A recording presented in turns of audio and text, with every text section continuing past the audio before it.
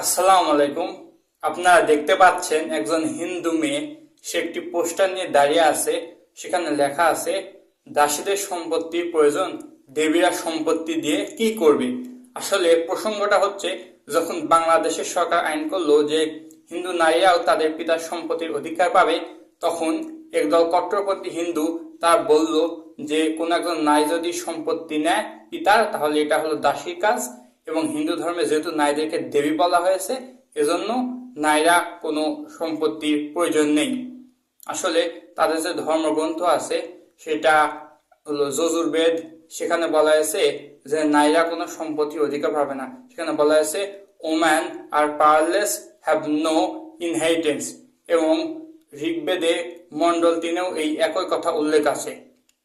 এখন বিষয়টা হচ্ছে, তারা সম্পত্তি নিক বা না নিক তাতে আমার কিছু আসে যায় না, কিন্তু এখানে তারা বলছে যে যারা সম্পত্তি নেয়, যে মেয়েগুলা তারা হচ্ছে দাসী।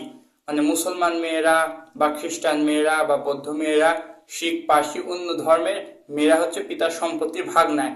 এবং এটাকে তারা বলছে হচ্ছে হলো দাসত্ব বা দাসী।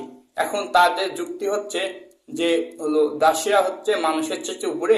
মানুষের যা যা প্রয়োজন, যেমন মানুষের দরকার খাদ্য দরকার, বস্ত্র দরকার, বাসস্থান দরকার ইত্যাদি, টাকা পয়সা দরকার, এগুলো হচ্ছে মানুষের দরকার।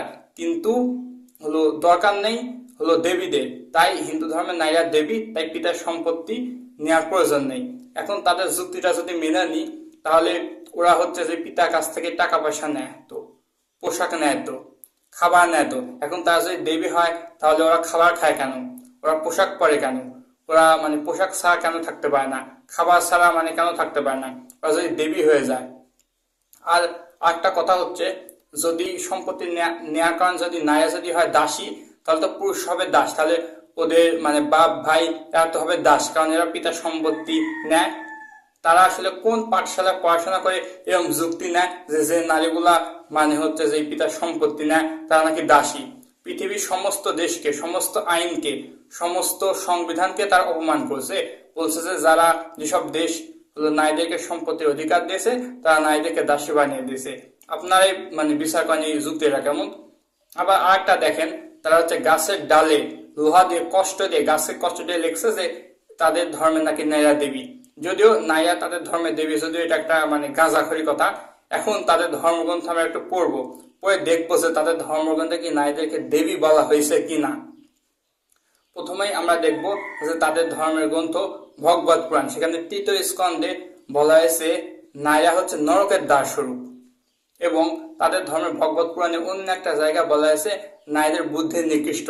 এবং তাদের দেবী ভাগবত এবং স্কন্দ 9 সেখানে বলা হয়েছে যে স্বাধীন নারীরা স্বর্গে খারাপ নারী হবে। যে নারীগুলো স্বাধীনভাবে চলবে তারা স্বর্গে গিয়ে খারাপ কাজ করবে।